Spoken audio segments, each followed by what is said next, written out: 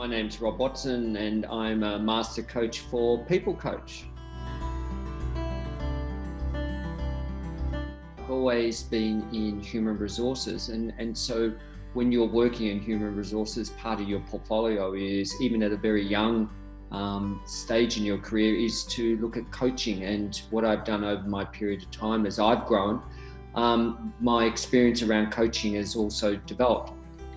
The one exciting thing is I'm now doing it on a sort of part-time, full-time basis, and I'm really enjoying just focusing in on the coaching, whether that be career coaching, outplacement or whatever, but just helping people move to where they want to go and giving them some support on their journey.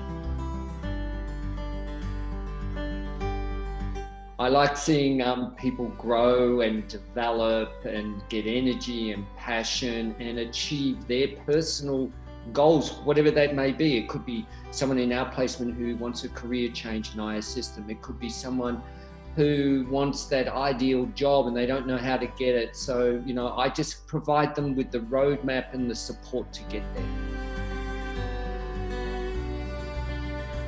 Have an economics and law degree and a master's in business finance. So I'm quite an unusual HR person. My speciality is HR. I had a bit of a midlife crisis at 26 to move from the law into employee relations and then into normal straight human resources. I've worked with some major Australian companies, and then when I was in my sort of middle career, I moved to Paris on a 2-year assignment, and that assignment plus other moving around, I ended up in Europe for nearly 15 to 16 years. So I've got a lot of international experience and domestic experience, and I've been back in Australia since 2016. And I've been working for a couple of organisations when I came back, but I've sort of decided now to focus in more on the coaching. I like Peeplecoach. I like its approach. I like its format. I like its informality. I like the person who owns the business because I like their value set. I like the fun element. I like my other coaches who I learn and bounce off. And I just like the diversity of the coachees I've got. So, and the most important thing is it's non-traditional, and I think it's ahead of the curve. And I've always liked to be slightly ahead of the curve in whatever I've done.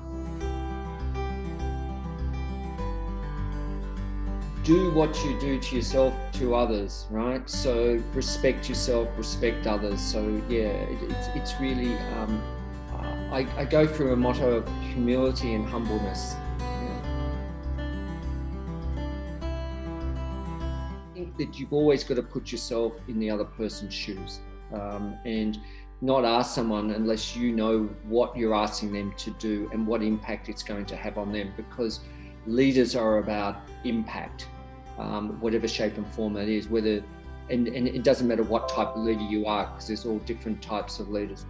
The other one is, I think you must have a sense of humility and humbleness, because you've got to be able to move through different layers or stratospheres of an organisation, whether that be public sector, private or non-for-profit.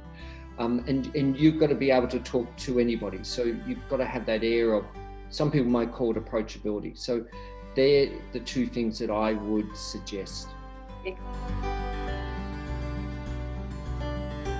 Look, there's a couple of things. One is I'm not a normal coach.